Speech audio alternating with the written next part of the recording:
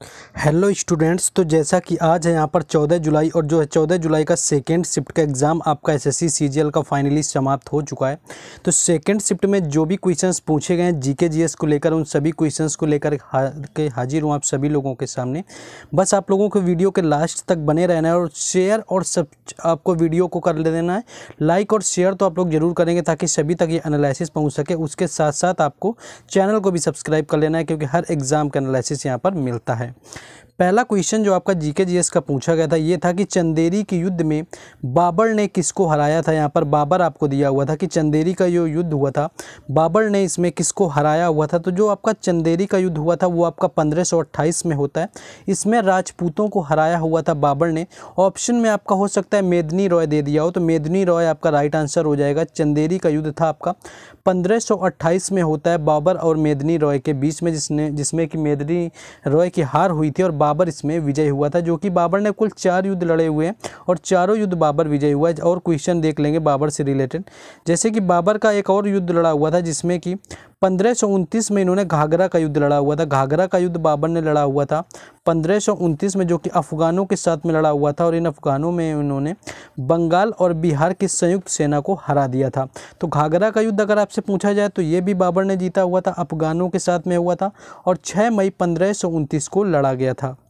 Next question अगर बात करें यहाँ पर पानीपत की लड़ाई, तो जो पानीपत की पहली लड़ाई थी वो 21 अप्रैल 1526 को लड़ी गई थी। दिल्ली के सुल्तान इब्राहिम लोदी और बाबर के बीच में लड़ी गई थी और बाबर की सेना ने इब्राहिम लोदी को हरा दिया था। और इब्राहिम लोदी को हराने के बाद ही बाबर ने 1526 में दिल्ली पर मुगल साम्राज्य की स्थापना कर दी थी और दिल्ली सल्तनत का जो अंतिम आपका शासक समझ सकते हैं वो इब्राहिम लोदी रहा हुआ था। और 1556 में दूसरा हुआ था पानीपत का द्वितीय युद्ध जो कि अकबर और हेमू के बीच में हुआ था। और तीसरा जो हुआ था वो 1761 में हुआ था, अहमद शाह अब्दाली और मराठों के बीच में तृतीय युद्ध लड़ा गया था। तो सारे ये फैक्ट इसलिए बता रहे हैं कि आपके एक वन शॉट में आपका रिवीजन हो जाएगा कि आप लोगों को सोचना ना पड़े। क्योंकि मान लीजिए आपका जैसे यहाँ पर चंदेरी का युद्ध पूछा गया तो आपका पानीपत भी पूछा जा सकता है, घाघरा भी आ सकता है, आपका खानवा भी आ सकता है।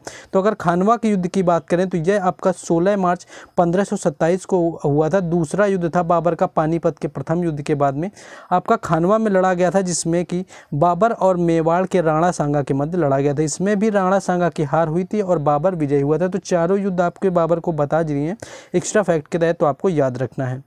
नेक्स्ट क्वेश्चन आपका पूछा गया था कि 36वां राष्ट्रीय खेल का आयोजन कहाँ पर हुआ था। तो अगर 36वें राष्ट्रीय खेल की बात कर लें तो इन्होंने अपने 36वां जो संस्करण हुआ है राष्ट्रीय खेल का आपका गुजरात में खेला गया था, यानी कि 2022 में गुजरात ने पहली बार राष्ट्रीय खेलों की मेज़बानी की हुई है, जिसमें कि राष्ट्रीय खेल 2022 में हुए 36वें नंबर के थे और 6 शहरों में कुल खेले गए गुजरात के, जिसमें कि अहमदाबाद है, गांधीनगर है, सूरत है, वडोदरा है, राजकोट और भावनगर। इन 6 शहरों में गुजरात के 36वां राष्ट्रीय खेल खेला गया था 2022 में और पहली बार आयोजन हुआ था। और इसी के साथ और कुछ गेम्स की बात कर लें, जैसा कि आपका खेलो इंडिया यूथ गेम्स की अगर बात करें तो खेलो इंडिया यूथ गेम्स जो 2023 में हुआ था ये 5वें नंबर का था, यानी कि 5वां संस्करण था खेलो इंडिया यूथ गेम्स का, जो कि 30 जनवरी से लेकर के 11 फरवरी 2023 तक आपका आयोजित किया गया था, जो कि मध्य प्रदेश और नई दिल्ली के 8 शहरों में कुल 11 अलग अलग स्थानों पर खेला गया था। तो मेज़बानी में अगर आपसे पूछा जाए तो मध्य प्रदेश ही आपका राइट आंसर हो जाएगा। ये पूछा जा सकता है कि किस नंबर का खेला गया था, तो 5वें नंबर का था। और पदक तालिका में अगर सबसे ऊपर आपसे पूछ लिया जाए कौन रहा हो तो महाराष्ट्र रहा हुआ था।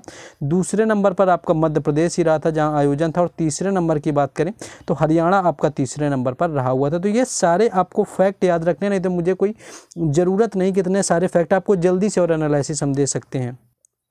अगर यहीं पर बात कर लें आपके कि जो संतोष ट्रॉफी है, संतोष ट्रॉफी की बात करें तो आपकी जो 2023 की संतोष ट्रॉफी थी 2023 में, तो इसमें क्या हुआ है कर्नाटक ने रियाद के किंग फहद इंटरनेशनल स्टेडियम, अगर आपसे ये पूछा जाए कहाँ हुआ तो ये आपका सऊदी अरब के रियाद में किंग फहद इंटरनेशनल स्टेडियम में खेला गया और जिसमें कि कर्नाटक आपका विजेता रहा हुआ है और मेघालय को यहाँ पर हरा दिया है संतोष ट्रॉफी का। 1968-69 के बाद कर्नाटक की ये पहली ट्रॉफी ट्रॉफी है, यानी कर्नाटक ने 1968 के बाद में ये पहली ट्रॉफी जीती हुई है संतोष ट्रॉफी के अंतर्गत। नेक्स्ट बात कर लें अगर आपके रणजी ट्रॉफी की बात कर लें तो रणजी ट्रॉफी जो 2023 वाली आपकी हुई थी वो कोलकाता के ईडन गार्डन में खेली गई थी और सौराष्ट्र यहाँ पर विजेता रहा हुआ था, सौराष्ट्र ने जीती हुई है और बंगाल को 9 विकेट से हरा करके रणजी ट्रॉफी सौराष्ट्र ने 2023 वाली अपने नाम कर ली हुई है। नेक्स्ट क्वेश्चन आगे देखेंगे। नेक्स्ट क्वेश्चन जैसे आपका पूछा गया था कि गुरु विपिन सिंह का संबंध किस नृत्य से है, तो गुरु विपिन सिंह की बात करें तो गुरु विपिन सिंह का जो संबंध है वो मणिपुर नृत्य से इनका संबंध है। मणिपुर राइट आंसर हो जाएगा, मणिपुर नृत्य के गुरु भी माने जाते हैं।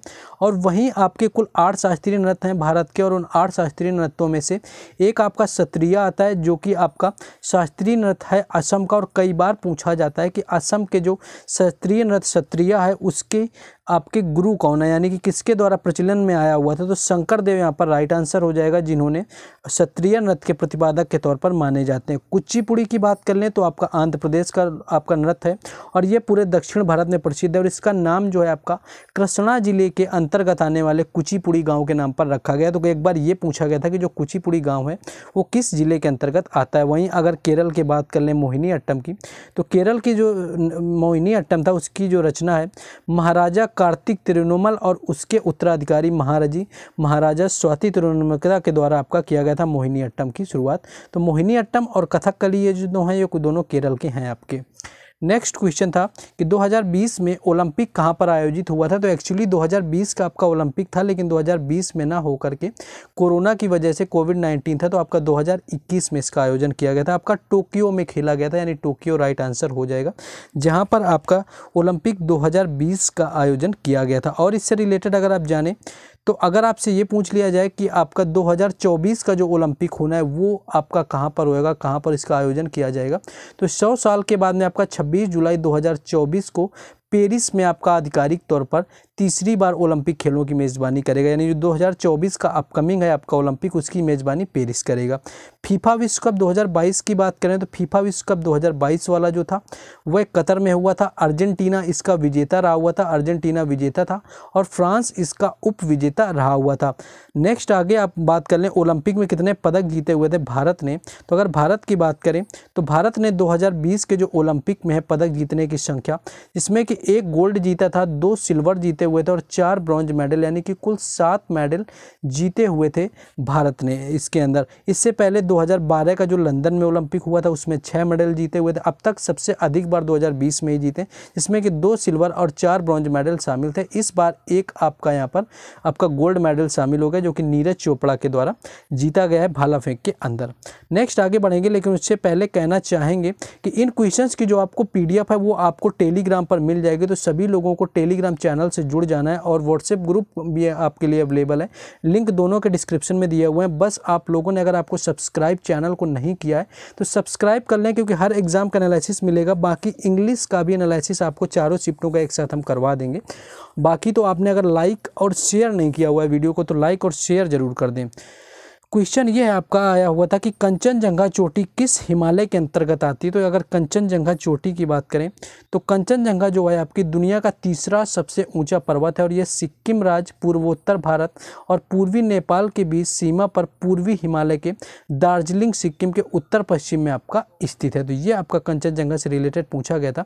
बाकी अगर सबसे ऊँची चोटी भी पूछी जाए तो कंचनजंगा जो है आपकी चोटी भारत की सबसे ऊँची चोटी हो जाती है जो कि सिक्किम राज्य में स्थित है और यह विश्व की तीसरी सबसे ऊंची चोटियों में से एक आती है। वहीं अगर आपसे अन्नामुडी पर्वत पूछ लिया जाए कि अन्नामुडी पर्वत कहाँ पर स्थित है, तो यह भारतीय राज्य के केरल में स्थित है जो कि पश्चिमी घाट और दक्षिण भारत की सबसे ऊंची चोटी है।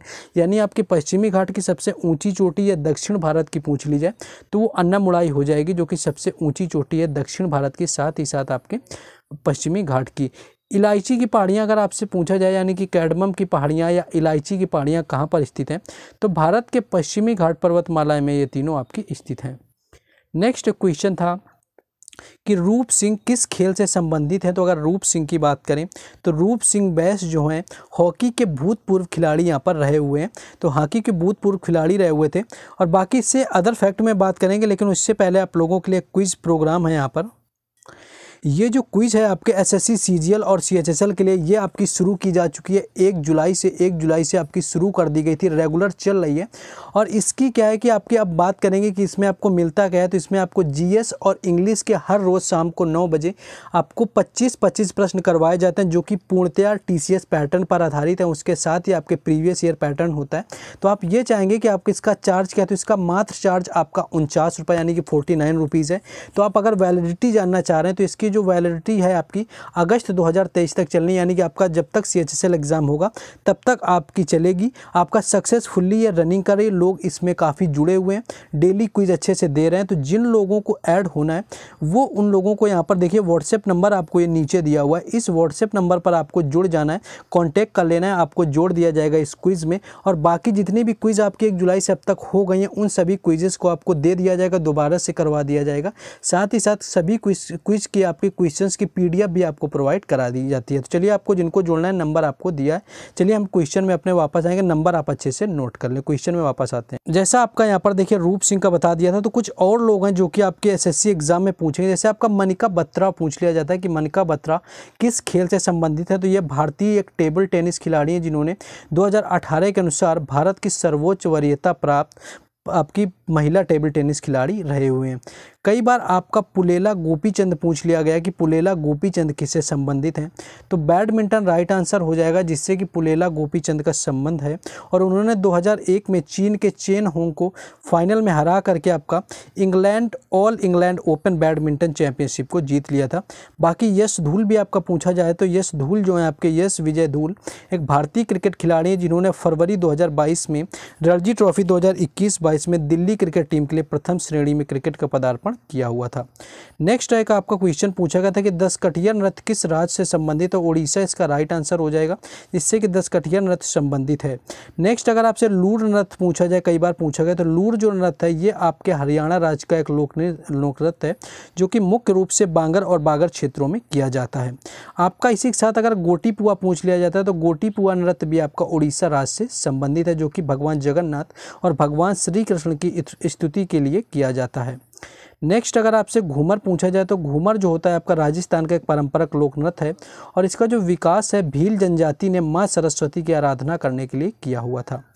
नेक्स्ट क्वेश्चन आपके कुछ और हैं, यहाँ पर लास्ट में बिना फैक्ट के बताएंगे कि 1875 में किस समाज की स्थापना की गई थी। तो 1875 की बात करें तो यहाँ पर आपका आर्य समाज राइट आंसर हो जाएगा, जिसकी स्थापना 1875 में हुई थी। दयानंद सरस्वती ने की हुई थी 1875 के अंदर। नेक्स्ट क्वेश्चन आगे अब चलिए, क्वेश्चन आपका वैसा हो गया। क्वेश्चन देखते हैं। क्वेश्चन एक आपका ये पूछा गया था कि जो आपका लाल शैवाल होता है उसका नाम क्या है। अगर लाल शैवाल की आपकी बात करें कि इसका नाम क्या है, तो लाल शैवाल आपका एक प्रकार का रोडोफाइसी होता है, यानी कि इसका दूसरा नाम बात करें तो आपका रोडोफाइसी हो जाएगा, जो कि आपका दिया होगा।